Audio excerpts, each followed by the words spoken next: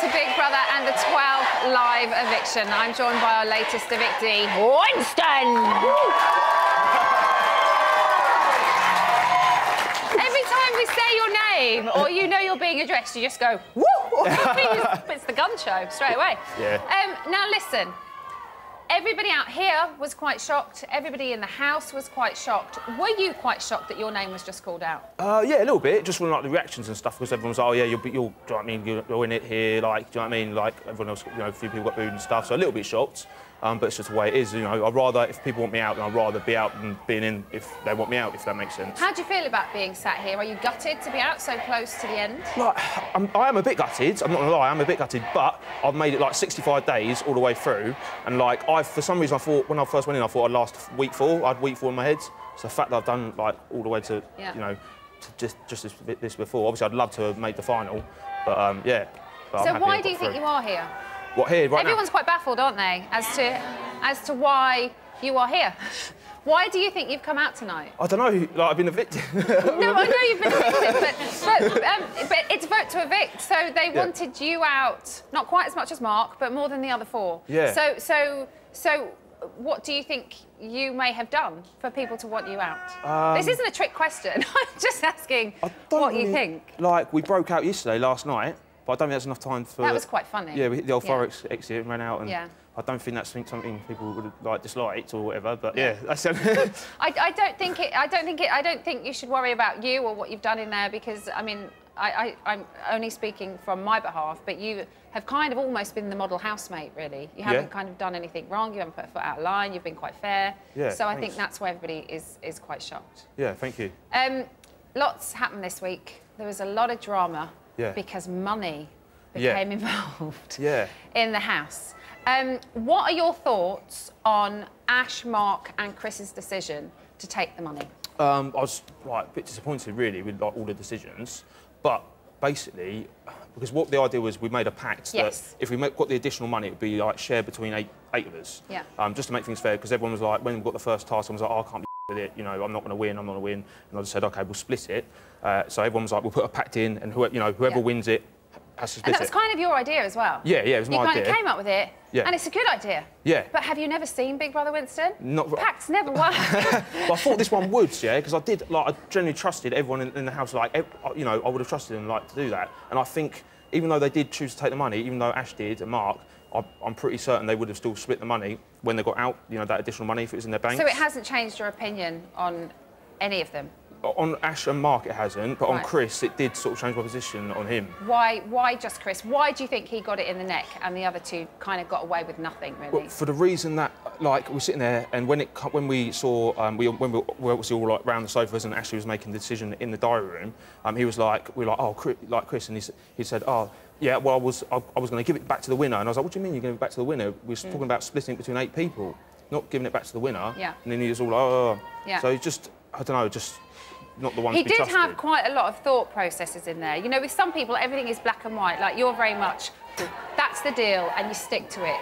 Chris, slightly more, you know, his thought process was different. He went through a lot of different scenarios about what he... He can't stop listening to the cheers for him. About what he should and shouldn't do. Yeah. Ash was very much like you. We've made a deal, we're sticking to it. Yeah. Mark, on the other hand, he wavered as well, and he did say, and I'm not dubbing him in, I've just spoken to him about this, Mark said, I would keep 5 grand to myself and I would split the rest between the other 7. Oh, did he say that? Yes. Oh, yeah, because the winning... It was part of his thought process as well. Whereas Chris had lots of thought processes, Mark's part of his thought process was, I'll keep 5 and split the 10 between the other 7. So he didn't kind of honour that as well. I know, you'll see him in a minute, so you can talk to him. But again, it's for some people, it's not quite as black and white as yes or no. Do you know what I mean? Yeah. So, would you still be friends with Chris? Has it changed your opinion of him that much? Not like I'll still be friends with him. It just sort of made me feel because if I was in Ashley's position, I would have never picked Chris to. Yeah. Like I would never thought that he would have been the one to take it if there's 3 people. So it has made me question him. But he's a nice guy. There's nothing wrong with him. But the thing, what is up with him, he doesn't really have, like, the balls to say something to you. He's not very good at confrontation or anything, is he? No, he's just... You were really good with things like that, actually. You avoided arguments most of the time. But then, when you felt like it was needed, it was like you spoke up. Yeah. You know, you always kind of defended somebody if you thought of it. How did you decide when was the right time to speak up and when you should just, you know what, I'm not getting involved in that one? Just if I felt something was wrong, I'd say something, you know, like if I, you know, because when they were going to Ashley, it was sort of 3 girls against, you know, one. And I'm really good friends with Helen, and like it was 3 of them sort of going at her, and I just felt it wasn't right, so I just said, you know, like, do you know what I mean, back off, like it's enough, you know. Yeah. Just if I felt in my gut it was wrong, and you know, I'd just stand up, even if people thought I was potentially wrong, but I thought, you know, if I felt I was doing the right thing, then I'd just do it. And I think that's why people really liked you, because you seem to be a gentleman, Winston. Yeah, I am. What made you click? Well, with Ash, he's just like me. He's just like such a laid-back guy, and like we've got quite a lot of things in common. And he's just like down to earth, like the soundest guy you'd ever meet, you know. And he's just so relaxed, and he's just like me, the soundest guy you'll ever meet.